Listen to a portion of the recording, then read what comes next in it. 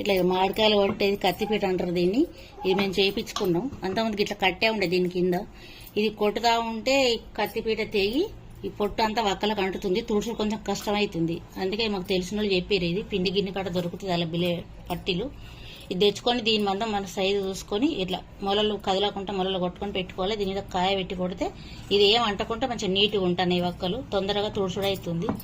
ఇది కట్టుకోండి ఇట్లా పెట్టుకుంటే దగ్గరికి ఉంటుంది కత్తిపీట.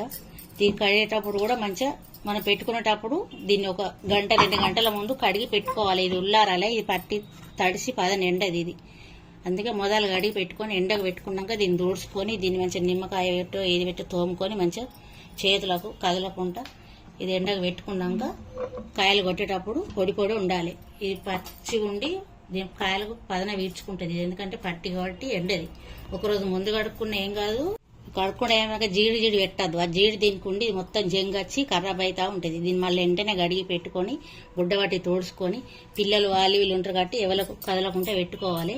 మనం అటు ఇటు పెడతా ఉంటే ఇట్లా లేచి అటు ఇటు చేతుల కింద అది పెడతాయి కాబట్టి ఇట్లా దారం కట్టుకొని పెట్టుకుంటే అది ఇటు కదలకుండా ఉంటుంది. దారం ఉంటే దారమే, ఇనుప వైర్ ఉంటే ఇనుప వైరే, ఏదైనా పర్వాలేదు. వీళ్ళని బట్టి కట్టి పెట్టుకోవాలి. ఇది కట్టి పెట్టుకుని దీంట్లో ఒక సంచిలో పెట్టుకుంటే దుమ్ము పట్టకుండా ఉంటుంది. ఎలుకలు కానీ ఏది కానీ పిల్లలు లేని కాడ మంచిగా పెట్టుకొని ఉంచుకోవాలి. దీన్ని ఇట్లా మడత పెట్టి పెట్టుకోవాలి దీన్ని దగ్గరికి.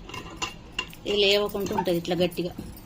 దీన్ని ఒక సంచిలో పెట్టుకొని పక్కకు ఉంచుకోవాలి. పిల్లలు ఉన్న కాడ పెట్టుకోవద్దు. వాళ్ళు తెలియక చేతులు ఇది లేవట్టి మనం వైరు లూజ్ ఉన్న ఊడిపోయి చేతుల మీద పెట్టుకుంటారు.